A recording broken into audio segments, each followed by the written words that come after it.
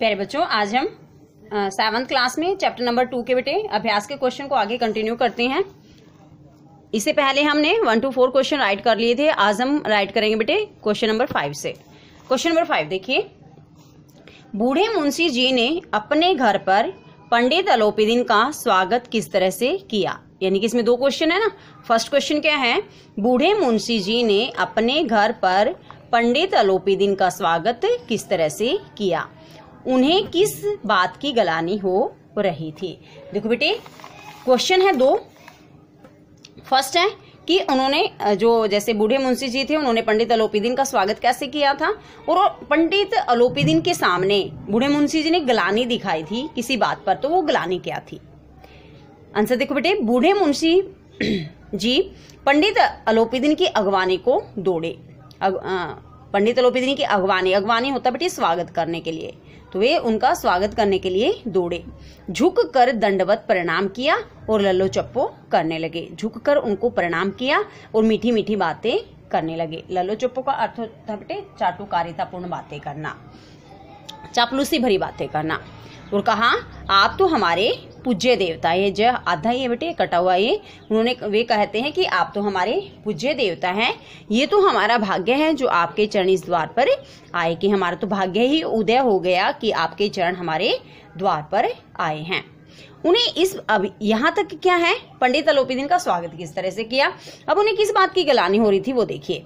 उन्हें इस बात की गलानी हो रही थी कि उनके बेटे की वजह से पंडित अलोपीदीन को बंदी बनाकर अदालत ले जाया गया था। उन्हें किस बात की गलानी हो रही थी कि उनके बेटे की वजह से ही पंडित अलोपीदीन को बंदी बनाकर अदालत ले जाया गया। तो इसमें बेटे दो क्वेश्चन है। नेक्स्ट क्वेश्चन देखो, क्वेश्चन नंबर 6। अलोपीदीन वंशीधर को अपनी सारी जायदाद का स्थायी मैनेजर क्यों नियुक्त करना चाहते थे। देखो, मुंशी वंशीधर ने ही अलोपीदीन को अदालत तक पहुंचाया था, उसे बंदी बनाया था, और वही अलोपीदीन वंशीधर को अपनी सारी जायदाद का स्थायी मैनेजर क्यों नियुक्त करना चाहते थे। ये है क्वेश्चन नंबर 6। आंसर देखो, पंडित अलोपीदीन स्वयं एक भ्रष्ट, बेईमान तथा लालची व्यक्ति था। ठीक है, ये हमने पूरे चैप्टर में पढ़ा बेटे कि वो रिश्वतखोर था, बेईमान था, लालची व्यक्ति था।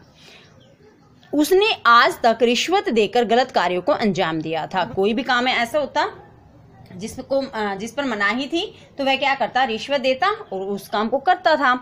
एक वंशीधर ही ऐसा व्यक्ति था जिसे वह अपने धन के बल पर खरीद नहीं पाया। एकमात्र वंशीधर की छवि ही ऐसी छवि थी जिसको वह धन के बल पर नहीं खरीद पाया था। दारोगा के इसी ईमानदारी के व्यक्तित्व से प्रभावित होकर अलोपीदीन वंशीधर को अपनी सारी जायदाद का स्थायी मैनेजर बनाना चाहते थे। तो देखो, उनकी ईमानदारी, प्रमुख गुण ईमानदारी था, तो उनकी ईमानदारी के व्यक्तित्व से प्रभावित होकर ही जो मुंशी पंडित अलोपीदीन थे, वो मुंशी वंशीधर को अपनी सारी जायदाद का स्थायी मैनेजर नियुक्त करना चाहते थे। लास्ट क्वेश्चन देखिए, मुंशी वंशीधर के चरित्र की कौन सी बातें आपको विशेष रूप से प्रभावित करती है। जैसे बेटे हमने कंप्लीट चैप्टर रीड किया ये नमक का दारोगा, तो क्वेश्चन पूछते हैं पाठकों से कि मुंशी वंशीधर के चरित्र की कौन सी बातें आपको विशेष रूप से प्रभावित करती हैं। आंसर देखिए, कहानी का नायक दारोगा वंशीधर हमें विशेष रूप से प्रभावित करता है, जो ईमानदारी, आज्ञाकारी, धर्मनिष्ठ और कर्मयोगी जैसे गुण से युक्त है। तो मुंशी वंशीधर के अंदर जो गुण थे जो हमें प्रभावित करते हैं, वो क्या क्या है बेटे, ईमानदारी, आज्ञाकारी, धर्म पर निष्ठ होना और अपने काम को अच्छे तरीके से करना। उनके पिताजी उन्हें बेईमानी की सीख देते हैं। पढ़ा था ना हमने चैप्टर में कि जैसे ही वो नौकरी के लिए चलते तो इनके पिताजी ने सीख दी थी कि नौकरी में ओहदे की तरफ ध्यान मत देना। तो इनके पिताजी किसको क्या सिखाते हैं इनको, बेईमानी से काम करना, लेकिन फिर भी ईमानदारी से वह अपने काम को करता है।